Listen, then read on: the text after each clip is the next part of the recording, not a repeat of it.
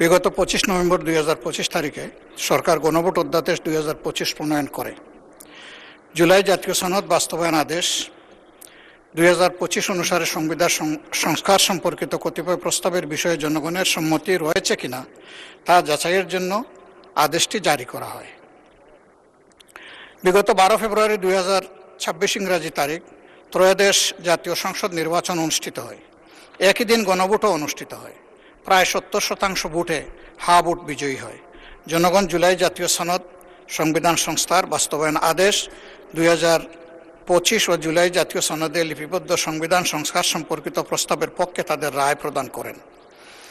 গণভোটে হা ভোট নিরঙ্কুশ বিজয়ের ফলে ত্রয়োদশ জাতীয় নির্বাচনে নির্বাচিত সংসদ সদস্যগণ দুটি শপথ পাঠ করতে আইনানুগভাবে বাধ্য। বাংলাদেশ নির্বাচন কমিশন ত্রয়োদশ জাতীয় সংসদ নির্বাচনে নির্বাচিত মাননীয় সংসদ সদস্যদের 17 ফেব্রুয়ারি 2026 ইংরাজি তারিখে সংসদ সদস্য ও সংবিধান সংস্কার পরিষদের সদস্য হিসাবে শপথ গ্রহণের জন্য অনুরোধ জানান। উক্ত শপথ গ্রহণ অনুষ্ঠানে বিএনপি নেতৃত্বাধীন জোটের মাননীয় সংসদ সদস্যগণ সংবিধান সংস্কার পরিষদের সদস্য হিসাবে শপথ গ্রহণ করেননি। জামাত নেতৃত্বাধীন 11 দলীয় জোটের 77 জন মাননীয় সংসদ সদস্য পৃথকভাবে সংসদ সদস্য ও সংবিধান সংস্কার পরিষদ সদস্য হিসাবে শপথ পাঠ করেন। জুলাই জাতীয় সনদ বাস্তবায়ন আদেশ 2025-এর অনুচ্ছেদ 10 অনুযায়ী সংসদ নির্বাচনের ফল ঘোষিত হওয়ার 30 পঞ্জিকা দিবসের মধ্যে যে পদ্ধতিতে জাতীয় সংসদের প্রথম অধিবেশন আহ্বান করা হবে, অনুরূপ পদ্ধতিতে পরিষদের প্রথম অধিবেশন সংস্কার পরিষদের প্রথম অধিবেশন আহ্বানের বিধান থাকলেও এখন পর্যন্ত তা করা হয়নি। জাতির প্রত্যাশাকে পাশ কাটিয়ে এ ধরনের অচলাবস্থা সৃষ্টি করা কখনো কাম্য নয়। এমতাবস্থায় জনগুরুত্বপূর্ণ বিষয় হিসাবে জুলাই জাতীয় সনদ সংবিধান সংস্কার বাস্তবায়ন আদেশ 2025 এবং সংবিধান সংস্কার পরিষদ অধিবেশন সংক্রান্ত আলোচনার জন্য মাননীয় স্পিকারের প্রতি সংসদ মুলতবি প্রস্তাব উত্থাপন করছি। আমার প্রস্তাব হচ্ছে সংসদ মুলতবি করে এই বিষয়ে আলোচনায় দেওয়া হোক।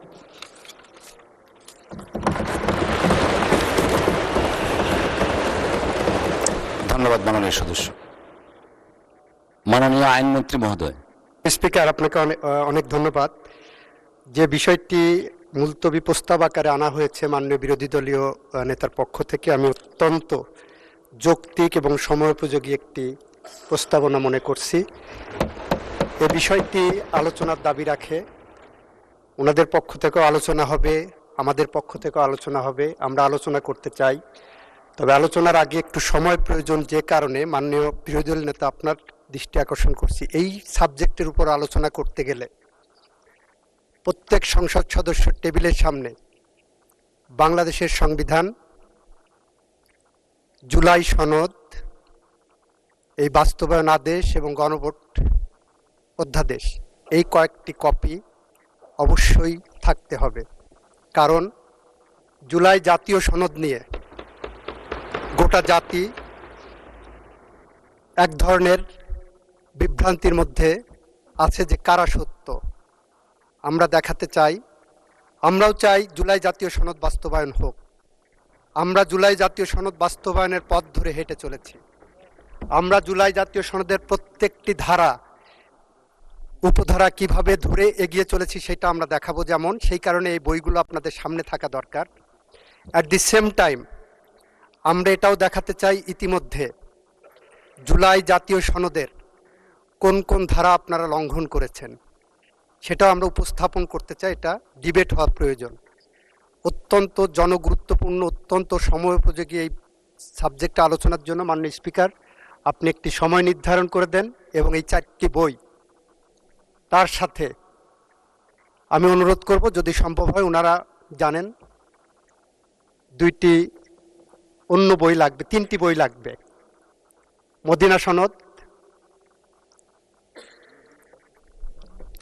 তারপরে হবস, লক্স, রুশোর সোশ্যাল কন্ট্রাক্ট থিওরির উপরে যে বই, এবং 1972 সালে আমাদের গণপরিষদ আদেশ যেটা ছিল, যে আদেশ বলে বাংলাদেশের সংবিধান রচিত হওয়ার আগে যে প্রেক্ষাপটটা ছিল, এই কয়েকটা বই আমি উপস্থাপন রাখার জন্য অনুরোধ করব। আর একটি তারিখ নির্ধারণ করেন, সেদিন আমরা এটা আলোচনা করতে চাই। ধন্যবাদ।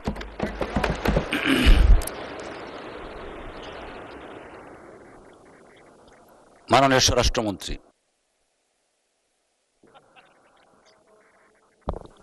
মাননীয় স্পিকার, আপনাকে ধন্যবাদ। এটা এখন কানে লাগিয়ে বলবো কিনা বুঝতেছি না, বোঝা যায় কি শোনা। আমাদের মাননীয় আইনমন্ত্রী অত্যন্ত সহৃদয় ব্যক্তি, তা আমাকে বেশি বলে সবাই সমালোচনা করি।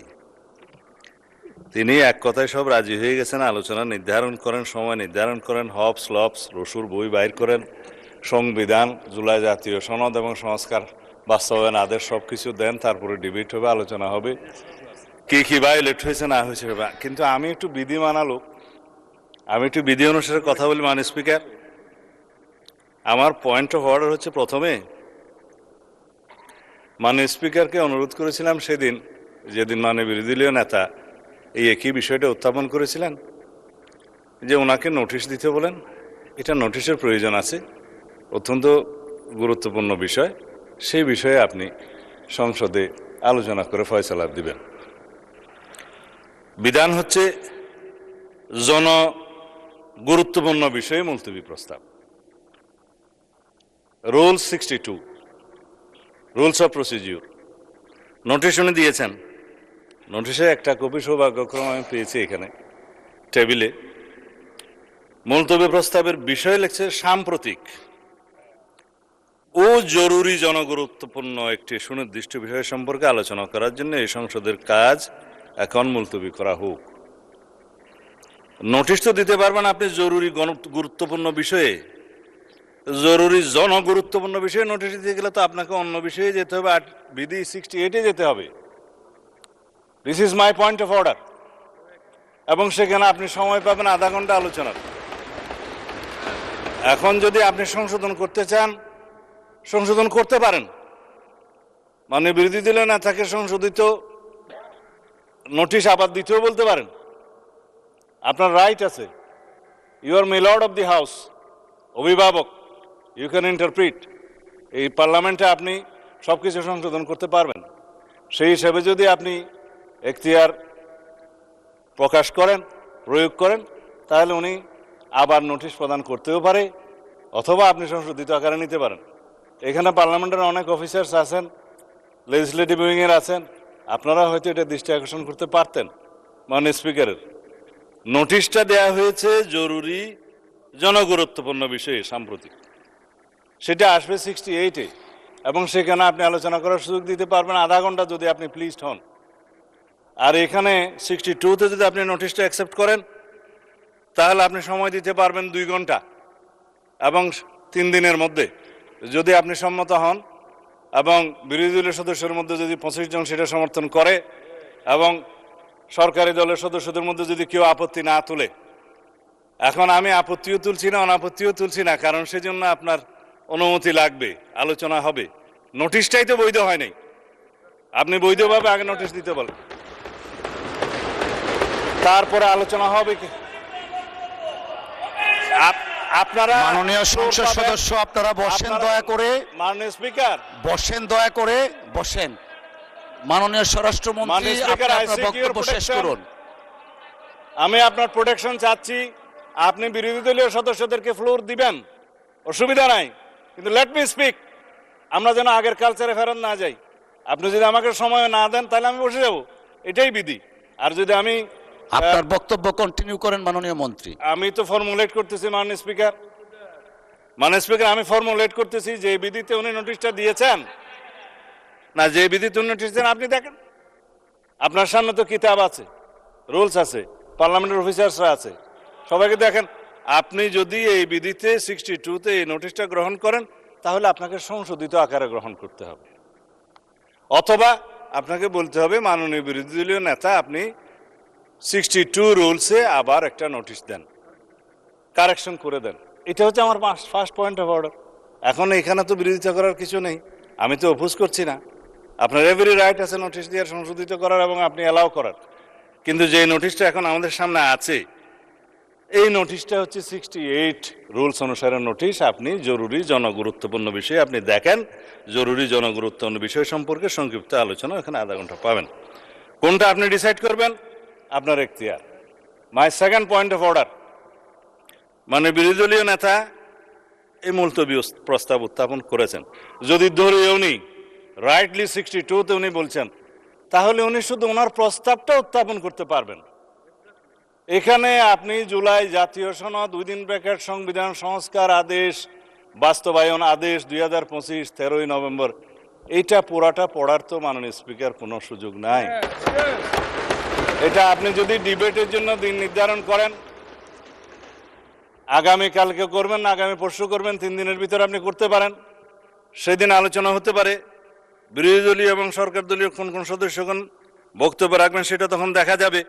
কিন্তু আমার এনাদার পয়েন্ট অফ অর্ডার সেটা হচ্ছে, আপনি এখানেই দেখবেন যেখানে জনগুরুত্বপূর্ণ বিষয়ে মুলতবি প্রস্তাব আনতে পারে, এখানে হচ্ছে বিধি 63-তে আপনি দেখবেন যে এমন কোনো প্রস্তাব নিয়ে আপনি আলোচনা আনতে পারবেন না যে প্রস্তাবে প্রতিকার কেবল আইন প্রণয়নের মাধ্যমে হতে পারে।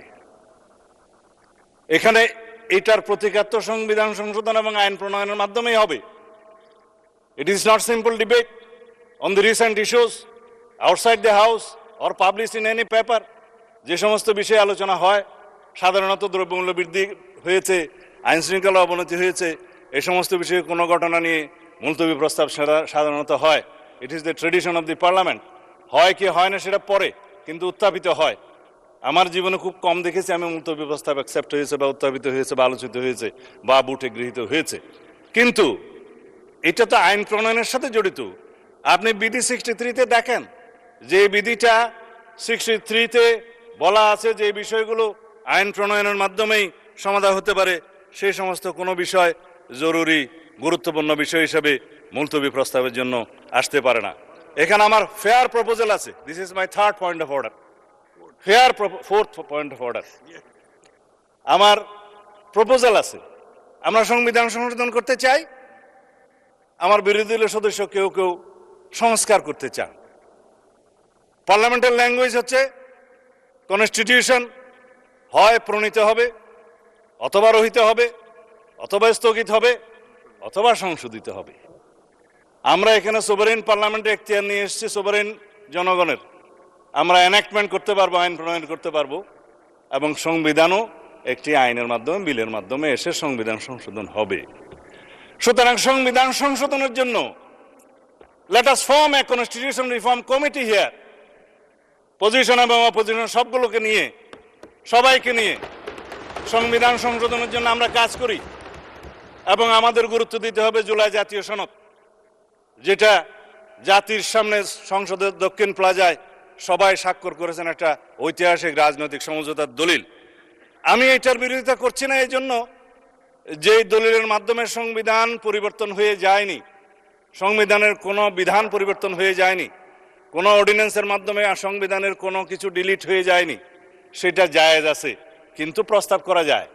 এইটা হচ্ছে সেই প্রস্তাব, জুলাই জাতীয় সনদ, যে পরবর্তী পার্লামেন্টে সংসদে সবাই রাজনৈতিক সমঝোতার দলিল হিসাবে এটা অনুযায়ী আমরা সংবিধান সংশোধন করব।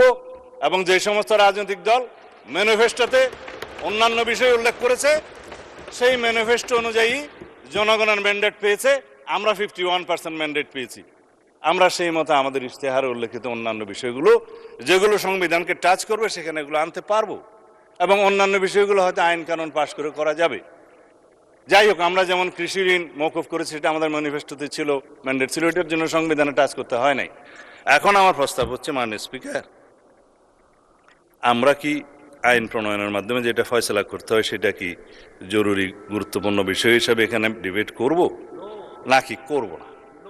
আমরা কি পার্লামেন্টের একটা সংসদীয় কমিটি ফর্ম করব, যেখানে সংবিধান সংশোধনের জন্য সবাই প্রস্তাব দিবেন, বিরোধী দল, সরকারি দল, স্বতন্ত্র সদস্য থেকে সবাই মিলে আমরা সেখানে প্রস্তাব নেব, এবং একটা নির্ধারিত সময়ের মধ্যে আমরা সেই রিপোর্ট এই পার্লামেন্টে প্রদান করব।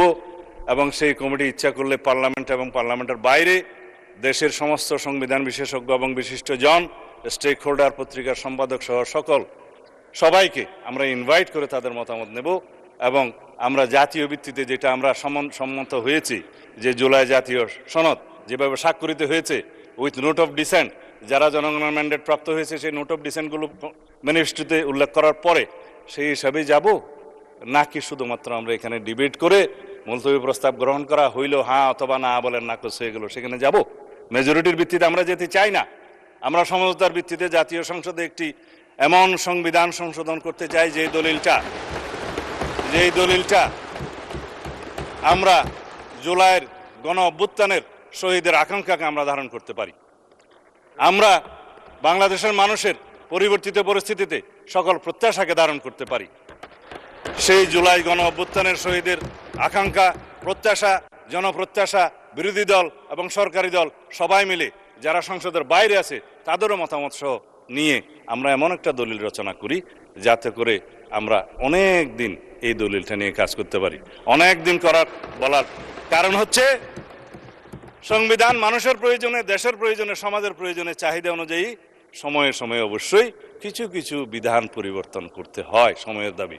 সেই জন্য আমরা একটা পারপিচুয়াল নেচারের অ্যামেন্ডমেন্ট করি, যেটা অন্তত দীর্ঘদিন পর্যন্ত আমাদের এখানে থাকবে। আমরা সেই সংবিধান নিয়ে আগাতে পারবো। আপনি এখন ডিসাইড করতে পারেন মাননীয় speaker, you are my lord of the house. ধন্যবাদ। মাননীয় বিরোধী দলের নেতা। আমি বুঝতে পারছি না যে আলোচনা আপনি শুরু করেছেন কিনা। বিজ্ঞ সংসদ সদস্য যে বক্তব্য রাখলেন, বিশাল একটা বক্তব্য উনি রেখেছেন। ওনার দৃষ্টিভঙ্গি উনি তুলে ধরেছেন এই মহান সংসদের সামনে। আমরা চাচ্ছি আগে সংসদটা মুলতবি করে আলোচনায় যান আপনি, তারপরে এই সমস্ত বিষয়ে আমরা পার্টিসিপেট করব। ধন্যবাদ মাননীয় বিরোধী দলের নেতা। সব বিষয়ে আসবে। ধন্যবাদ।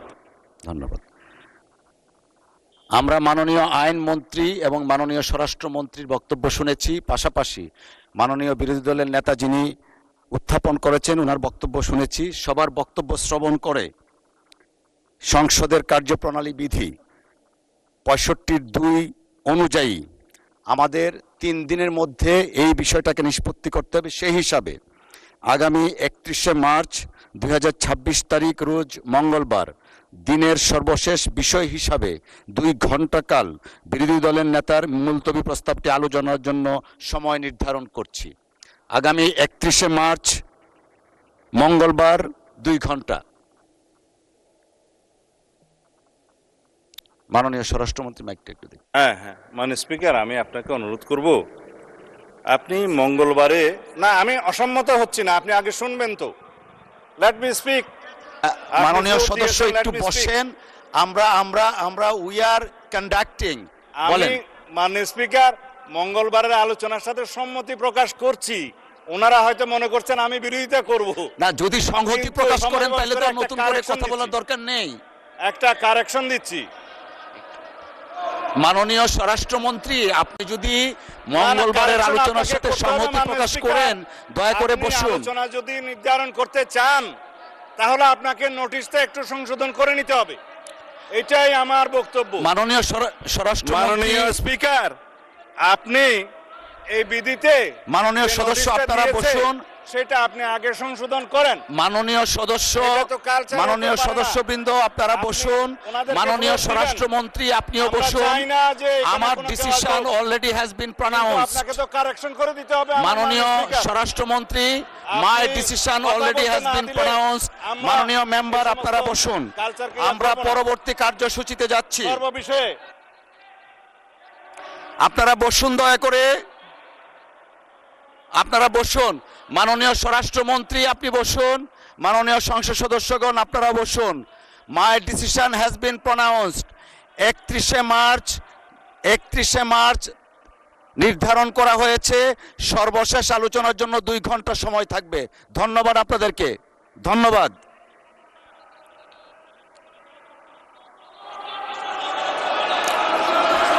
মাননীয় স্বরাষ্ট্রমন্ত্রী আপনি বসুন, দয়া করে। মাননীয় সংসদ সদস্যবৃন্দ আপনারা বসুন। এরপরেরটা কি আছে? হ্যাঁ, এটা মাননীয় বিরোধী দলের নেতা, আমরা অলরেডি জানিয়ে দিয়েছি 31শে মার্চ অনুষ্ঠিত হচ্ছে। দয়া করে বসেন, আমরা পরবর্তী কার্যপ্রণালীতে যেতে চাচ্ছি। মাননীয় বিরোধী দলের নেতার মাইকটা একটু দেখি। না, আমি বলছিলাম যে আপনি রুলিং দেওয়ার পরে এই বিষয়ের উপরে আর কোনো কথা চলে না। ধন্যবাদ। আপনি আপনার ধন্যবাদ জায়গায় মাননীয় থাকেন, বিরোধী দলের আমরা নেতা, আপনার আপনি সাথে দয়া করে আছি। বসুন। আমি আবারও উল্লেখ করছি, আগামী 31শে মার্চ রোজ মঙ্গলবার দিনের সর্বশেষ বিষয় হিসাবে 2 ঘণ্টাকাল বিরোধী দলের নেতার মুলতবি প্রস্তাবটি আলোচনার জন্য সময় নির্ধারণ করা হলো। ধন্যবাদ। আমরা পরবর্তী কার্যসূচিতে যাচ্ছি।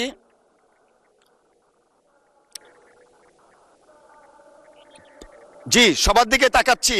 পরবর্তী কার্যসূচি আরেকটা মুলতবি প্রস্তাব আছে। আপনারা দয়া করে বসুন, আমি পরবর্তীতে যাচ্ছি। Ruling has been passed. দয়া করে বসুন, আপনারা মাননীয় সদস্যবৃন্দ দয়া করে বসুন। দ্বিতীয় মুলতবি প্রস্তাবের নোটিশ একটু আমি একটু পরে আসছি আপনার কাছে। বসুন দয়া করে একটু বসুন। দ্বিতীয় মুলতবি প্রস্তাবের নোটিশটি দিয়েছেন মাননীয় সংসদ সদস্য জনাব মোহাম্মদ নাজিবুর রহমান, পাবনা 1 থেকে নির্বাচিত। তিনি বিদ্যমান জ্বালানি সংকট ও বিশ্বের যুদ্ধকেন্দ্রিক অর্থনৈতিক সংকটের প্রেক্ষিতে করণীয় প্রসঙ্গে আলোচনা করার জন্য এই সংসদের কাজ এখন মুলতবি করা হোক মর্মে প্রস্তাব করেছেন। এই বিষয়ে বিধি 63E অনুযায়ী প্রস্তাবটি আজকের মতো গ্রহণ করা গেল না বলে আমি আন্তরিকভাবে দুঃখিত। আমাদের দিনের কর্মসূচি পরবর্তীতে। মাননীয় মন্ত্রী মহোদয় আপনি বসুন, মাননীয় সংসদ সদস্য আপনারা বসুন। আমরা দিনের পরবর্তী কার্যসূচিতে যাচ্ছি। আমাদের এই বিষয়টা সেটেলড হয়ে গেছে। মাননীয় আইনমন্ত্রী মহোদয় আহ্বান জানিয়েছেন এবং ওনারা প্রস্তুত আছেন। উনি কয়েকটা বইয়ের রেফারেন্স দিয়েছেন। আমি অফিসকে নির্দেশনা দিচ্ছি সেই বইগুলো অ্যাভেলেবল রাখার জন্য। আমরা দিনের পরবর্তী কার্যসূচি রাষ্ট্রপতি ভাষণ সম্পর্কিত আনিত। মাননীয় স্বরাষ্ট্রমন্ত্রী মহোদয় মেহেরবানি করে আপনি আপনার আসনে বসুন।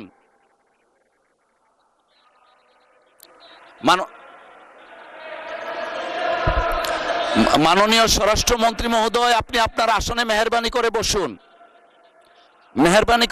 আপনি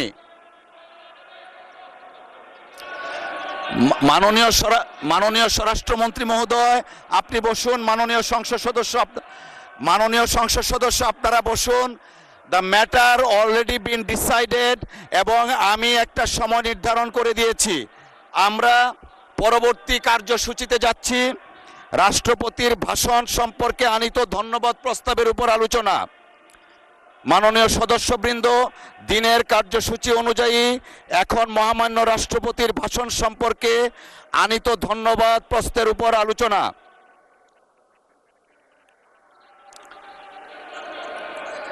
আমি জনাব খন্দকার মোহাম্মদ আবু আশফাক, ঢাকা 1 আসনের নির্বাচিত প্রতিনিধিকে 8 মিনিট সময় বরাদ্দ করছি।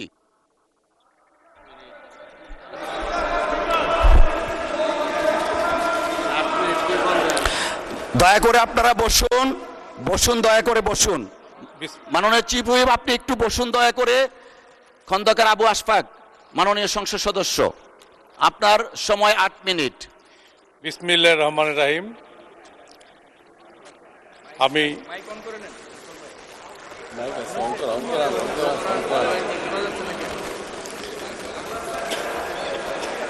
আমি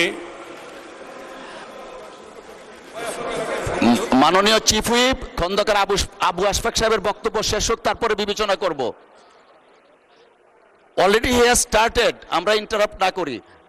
খন্দকার আবু আশফাক সাহেব, মাননীয় সংসদ সদস্য।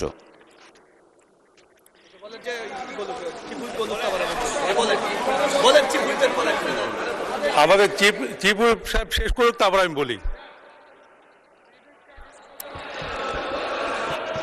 মাননীয় চিফ হুইপ। মাননীয় স্পিকার,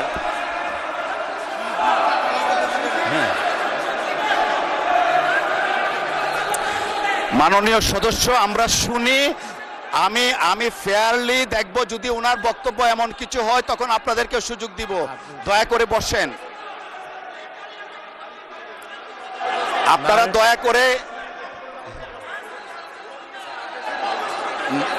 মাননীয় সংসদ সদস্য আপনারা বসুন, দয়া করে বসুন, কি মাননীয়- বলতে চাই আমরা শুনি। মাননীয় স্পিকার, অ্যাডভার্স কোনো কিছু হবে না, দয়া করে বসুন। আমি 1 মিনিট কথা বলবো, অনলি 1 মিনিট, আমার প্রশ্ন ভাই, 1 মিনিট। হ্যাঁ ভাই। মাননীয় স্পিকার, জি। আপনাকে আমি অনুরোধ করছি একটা বিষয়, ওনারা হয়তো শুনেন নাই, একটা বিষয় অনুরোধ করতে চাই, সেটা হলো এই, এসে আমি জোরে বলতে পারি না। মাননীয় স্পিকার, আপনাকে অনুরোধ করছি, আমাদের সালাউদ্দিন সাহেব এটা একটা অ্যামেন্ডমেন্ট আনতে চেয়েছেন, অর্থাৎ উনি প্রস্তাবটা যেন সঠিকভাবে দেন, সংশোধিত, এইটুকু। আর ওনাদের প্রস্তাবে উনি সম্মত। আর মাননীয় স্পিকার, আমি আপনাকে অনুরোধ করতে চাই, বিরোধী দল থেকে এই যে মাননীয় সদস্য উনি বারবার দাঁড়িয়েছেন, আপনি যদি ওনাকে 1 মিনিট কথা বলতে দেন, তবে মাননীয় অপোজিশন লিডার যে কথা বলেছেন, রাইটলি বলেছেন, আপনার সিদ্ধান্তের পরে আর কোনো কথা বলা যায় না এবং উচিত না, এবং আমরা সেটা সিদ্ধান্ত মানি। তো সেইখানে আমি বলছি যে একটু সংবিধানে একটু প্রস্তাবটা একটু সংশোধন আনা দরকার, সেইটা আপনি আনেন যাতে আলোচনাটা সহজ হয়, নাহলে এই প্রস্তাবটা ভুল থেকে গেলে প্রবলেম হয়ে যাবে মানুষ করে। এইটুকুই আমাদের আবেদন, এবং এইটুকুই আমাদের মাননীয় স্বরাষ্ট্রমন্ত্রী এই কথাটুকুই বলতে চেয়েছেন। আর আর জি,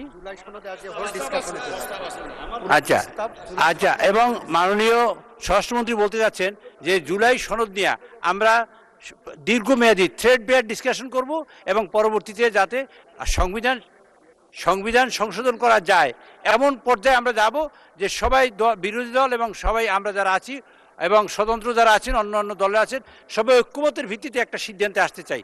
এবং আমাদের বিরোধী দলের নেতা রাইটলি বলেছেন যে আপনি সিদ্ধান্ত দেওয়ার পরে অ্যাকচুয়ালি আর কোনো আলোচনা চলে না। তবে সেই ক্ষেত্রে শুধুমাত্র একটু বক্তব্য এইটুকু যে ওইটা প্রস্তাবটা যেন সংশোধিত আকারে আসে। ধন্যবাদ Thank you, মাননীয় চিফ হুইপ। আমি খন্দকার আবু আশফাক সাহেব আপনার অসমাপ্ত বক্তব্য সমাপ্ত করার জন্য অনুরোধ জানাচ্ছি।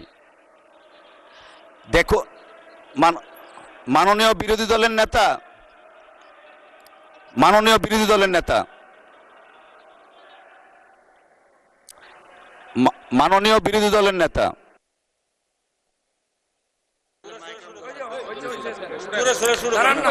মাননীয় বিরোধী দলের নেতার মাইকটা দয়া করে অন করুন প্লিজ। জি, ধন্যবাদ আপনাকে। আসলে রুলিং দেওয়ার পরে বাকি যারা কথা বলেছেন, আপনি যদি এজেন্ডা রিওপেন করতেন তাইলে বলতে পারতেন। আপনি তো রিওপেন করেন নাই, আপনি রুলিংয়ের জায়গায় আছেন। তো আমি অনুরোধ করব যে আপনি আজকে আপনার উদ্বোধনী বক্তব্যে বলেছেন যে আপনি জাস্টিস করবেন, আপনি নিউট্রাল থাকবেন। এই দিক থেকে আমাদের চিফ হুইপ বারবার চেষ্টা করছিল একটা কথা বলার, সে কিন্তু সুযোগ পাচ্ছে না। আপনি দেন, আবু আশফাক সাহেবকে দেওয়ার পরে ওনার কথাটা মেহরবানি করে শুনবেন, এটা আমার অনুরোধ। নোয়াখালী 6 আসন থেকে নির্বাচিত মাননীয় সদস্য জনাব আব্দুল হান্নান মাসউদ। জনাব আব্দুল হান্নান মাসুদ, জনাব আব্দুল হান্নান মাসুদ। স্পিকার, আমাদের বিরোধী দলীয় হুইপ কথা বলতে চাইছিলেন, সেই হুইপ কথা বলতে চাইছিলেন, ওনার পরে আমি কথা বলবো। বিরোধী দলের চিফ হুইপ, মাননীয় বিরোধী দলের চিফ হুইপ। মাননীয় স্পিকার, আপনাকে ধন্যবাদ জানাচ্ছি অনেক কষ্ট করে, কারণ আমি অনেকক্ষণ ধরে আপনার দৃষ্টি আকর্ষণ করছিলাম, এবং আমরা আশা করি যে আপনি যখন ফ্লোর দিবেন সেখানে কোনো বৈষম্য করবেন না। আজকে মাননীয় বিরোধী দলীয় নেতা উনি মুলতবি প্রস্তাব পেশ করেছেন, সেই অনুযায়ী আপনার রুলিংও হয়েছে, কিন্তু সে বিষয়ে আইনমন্ত্রী, মাননীয় আইনমন্ত্রী এবং মাননীয় স্বরাষ্ট্রমন্ত্রী তারা কিন্তু তাদের বক্তব্য ব্যাখ্যা রেখেছেন সংক্ষিপ্ত সময়ে হলেও। তো সেই ব্যক্তিতে কিন্তু আমাদেরও কথা বলা থাকে, সেই সুযোগগুলো কিন্তু আমাদেরকেও দেওয়া উচিত মাননীয় স্পিকার। তো সে বিষয়ে আমি দুইটা কথা বলতে চাই। এখানে আমাদের কারোরই ভুলে যাওয়ার কথা না যে দুইটা নির্বাচনের মাধ্যমে আমরা আজকের এই জায়গায় এসেছি, একটি গণভোট এবং একটি জাতীয় সংসদ নির্বাচন। এবং এই গণভোটের ভিত্তি হচ্ছে যেই আদেশ, জুলাই সনদ বাস্তবায়ন আদেশ,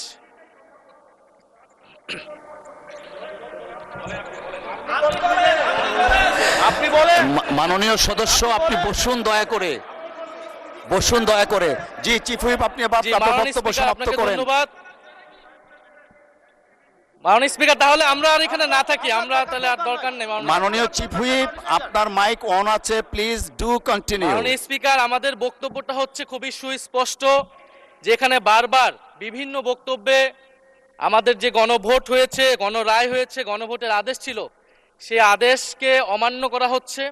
সে আদেশকে অসাংবিধানিক বলা হয়েছে, যার ভিত্তিতে আমরা এখানে এসেছি সেটাকে মাননীয় অসাংবিধানিক বলা চিফ হচ্ছে। হুইপ, আপনার এটা- স্পেসিফিক কিছু থাকলে বলেন, আর আমি না খুবই হলে specific ভাবে আপনাকে বলছি। ফ্লোর দেয়া হয়েছে। মাননীয় স্বরাষ্ট্রমন্ত্রী তার বক্তব্যে বলেছেন সংস্কার কমিটি করার প্রস্তাব না, এনেছেন। ধন্যবাদ, এটা ম্যাটারটা রিজলভ হয়ে না, গেছে। না, ইনি এটা বলতেই পারেন না, কারণ আমরা গণভোটের আদেশে গণভোটে অংশগ্রহণ করে সবাই আজকের এই জায়গায় এসেছি। আমরা সংবিধান সংশোধনের জন্য এখানে আসি নাই, সংবিধান সংস্কারের জন্য আমরা এসেছি। ধন্যবাদ মাননীয় চিফ হুইপ। এবং মাননীয় সংসদ আইনমন্ত্রী সদস্য আমাদেরকে জনাব হান্নান হক মাসুদ, করতে বলেছেন, আপনি হক, আপনার অসমাপ্ত লস, বক্তব্য রুলস, সমাপ্ত সোশ্যাল শুরু করুন। কন্ট্রাক্ট নিয়ে আসতে বলেছেন, সেটার জন্য আমাদের সংবিধান। ধন্যবাদ, ধন্যবাদ মাননীয় চিফ হুইপ। জাতীয় সংসদের মাননীয় সদস্য, নোয়াখালী 6 আসন থেকে নির্বাচিত জনাব আব্দুল হান্নান মাসুদ, আপনি আপনার অসমাপ্ত বক্তব্য সমাপ্ত করুন। ধন্যবাদ মাননীয় স্পিকার। একটু একটু ধৈর্য ধরেন, মাননীয় ওনার বক্তব্যটা স্পিকার, শেষ হোক। আমি একটু বসেন, আব্দুল বক্তব্যটা হান্নান শেষ হোক মাসুদ ওনার। এখানে দাঁড়িয়েছি নিপীড়িত, লাঞ্ছিত, বঞ্চিত মানুষের প্রতিনিধি হয়ে কথা বলতে। আমি এসেছি। ওনার বক্তব্য 6 মিনিট। মাননীয় স্পিকার, আমি বুঝতে পারছি না সময়গুলো কিভাবে বন্টন করা হয়। সরকার দলের হলো 8 মিনিট, বিরোধী দলের হলো 6 মিনিট, এভাবে তো কথা বলতে পারবো না। মাননীয় স্পিকার, পাশাপাশি আমি এই সংসদের সর্বকনিষ্ঠ এমপি, বাংলাদেশের ইতিহাসের সর্বকনিষ্ঠ এমপি। আমি এখানে দাঁড়িয়ে আপনারা যে জেনজির কথা বলেন, সেই জেনজির প্রতিনিধি হয়ে আমি সংসদে কথা বলতে আসছি। আপনি যদি বলেন যে জেনজিরা কি চাই, আমি বলছি জেনজিরা 72-এর সংবিধান আর চাই না।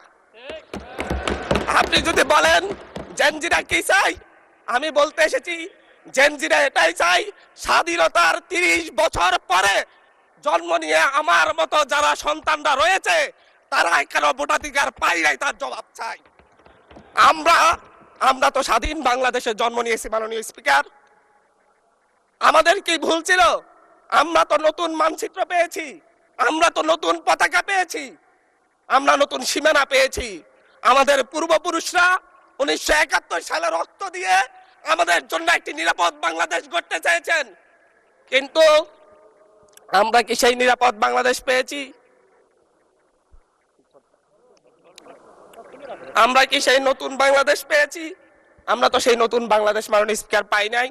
71-এ 30 লক্ষ মানুষ শহীদ হয়েছে, জীবন দিয়েছে, তাদের পরবর্তী সন্তানরা যেন নিরাপদ বাংলাদেশে ভোটাধিকার পায়, যেন রক্ষী বাহিনী না হয়, যেন ভোটাধিকার পায়, যেন আবার দুর্ভিক্ষ না হয়। কিন্তু আমরা কি দেখেছি? আমরা দেখেছি বাংলাদেশে দুর্ভিক্ষ হয়েছে। 1973 সালে ভোট চুরি হয়েছে। আমরা দেখেছি তার পরবর্তী সময়ে শহীদ প্রেসিডেন্ট জিয়াউর রহমান বাংলাদেশকে অর্থনৈতিকভাবে, রাজনৈতিকভাবে, গণতান্ত্রিকভাবে বাংলাদেশকে পুনরুদ্ধার করার জন্য উনি অটল ভূমিকা রেখেছেন। উনি আমার দ্বীপ হাতিয়াতে 3 বার গিয়েছেন। আমি যেদিকে তাকিয়েছি, আমার এই বেড়িবাঁধ কে করে দিয়েছে? মেজর জিয়াউর রহমান। আমার এই খালকে খনন করে দিয়ে গেছে মেজর জিয়াউর রহমান। তারপরে এরশাদ এসেছে, বেগম জিয়া এসেছেন। বেগম জিয়া আমার হাতিয়াতে 3 থেকে 4 বার গিয়েছেন, কিন্তু তারপর আমার হাতিয়ার ওই অঞ্চলের নদী ভাঙ্গন রোধ হয় নাই। ওই অঞ্চলের লক্ষ লক্ষ মানুষ ঘরবাড়িহীন ভাবে পড়ে আছে।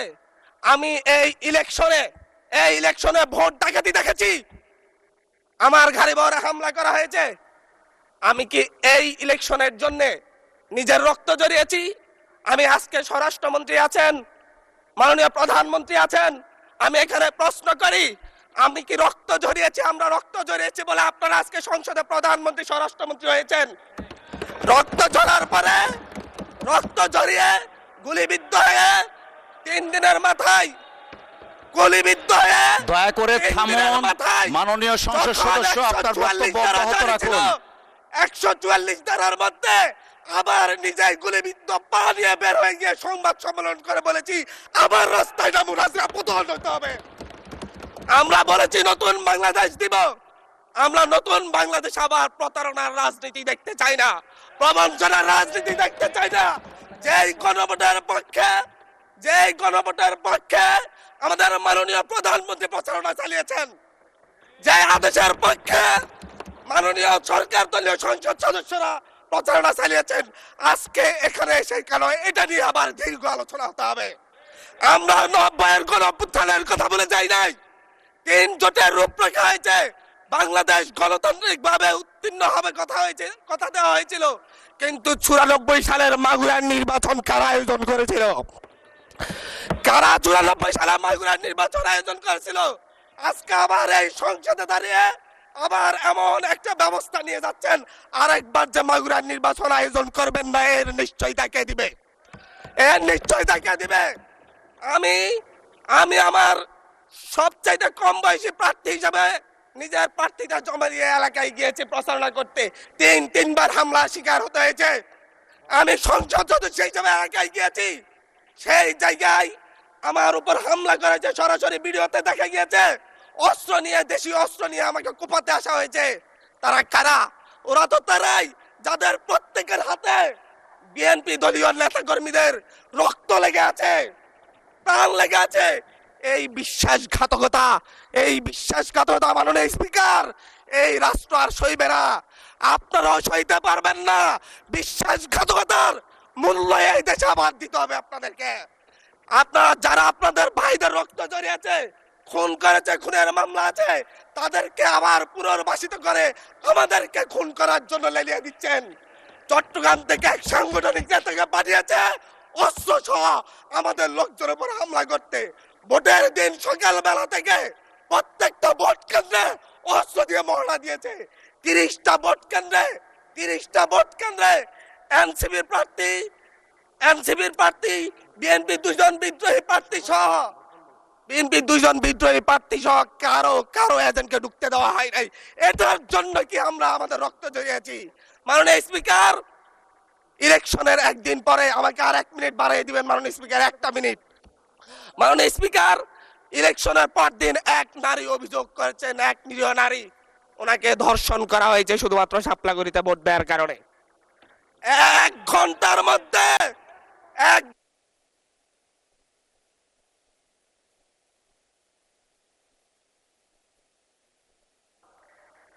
ধন্যবাদ মাননীয় সংসদ।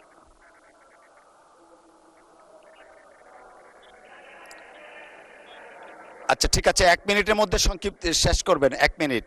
মাননীয় স্পিকার, একজন ভুক্তভোগী নারী অভিযোগ করেছে ওনাকে ধর্ষণ করা হয়েছে শাপলাগুড়িতে ভোট দেওয়ার কারণে। সার্কেল এসপি 1 ঘন্টার মধ্যে বলেছে এই ধরনের কোনো ঘটনা ঘটে নাই। আজকে 42 দিন পার হয়েছে, এখনো ডিএনএ রিপোর্ট আসে নাই। মামলা নিতে 3 দিন দেরি হয়েছে। সিভিল সার্জন অফিস তদন্ত কমিটি করে দিয়েছে, তদন্ত কমিটির রিপোর্ট জমা দিয়েছে, ভুক্তভোগী নারী জানে না তার তদন্ত রিপোর্ট কি এসেছে। এই ভয়াবহ পরিবেশ তৈরি কারা করছে? আমার মনে হয় স্বরাষ্ট্রমন্ত্রী আইনের ব্যাখ্যা না দিয়ে, আইনমন্ত্রী আইনের ব্যাখ্যা দিবেন, স্বরাষ্ট্রমন্ত্রীর এসবে মনোযোগ দেওয়া দরকার। স্বরাষ্ট্রমন্ত্রীর মনোযোগ দেওয়া দরকার। সারা দেশে কোথায় কোথায় সন্ত্রাসীরা রয়েছে, সেই সকল সন্ত্রাসীদের তালিকা করে তাদেরকে বিচারের ব্যবস্থা করা দরকার।